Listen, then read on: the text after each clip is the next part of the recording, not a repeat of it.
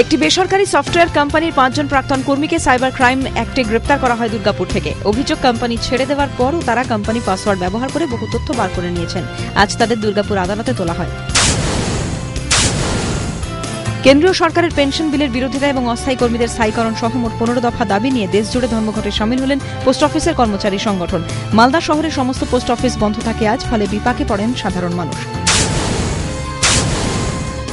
ভারত পাক যুদ্ধে নিহত জওয়ানদের প্রতি শ্রদ্ধা জ্ঞাপন করলেন দক্ষিণ দিনাজপুরের হিলি সীমান্তের ভারতীয় সেনার 33 কোর জওয়ানরা। অনুষ্ঠানে উপস্থিত ছিলেন রাজ্য সরকারের প্রতিনিধিরাও। 1971 সালে যুদ্ধে হিলি সীমান্তে প্রায় 250 জন জওয়ান প্রাণ হারান। আজকের দিনটি আন্তর্জাতিক পাখি দিবস হিসেবে ঘোষণা করার দাবি জানিয়েছেন পক্ষীপ্রেমীরা। বালুরঘাটের নাট্যতীর্থ মঞ্চে এ ব্যাপারে আয়োজিত এক সেমিনারে উপস্থিত ছিলেন পাখি বিশেষজ্ঞ অরূপ চৌধুরী। পাখি সম্পর্কে সাধারণ মানুষের মধ্যে সচেতনতা বাড়ানোর কথা উল্লেখ করেন তিনি। আজ থেকে বালুরঘাটে শুরু হলো প্রাথমিক বিদ্যালয় ও মাদ্রাসাগুলির জেলা ক্রীড়া প্রতিযোগিতা।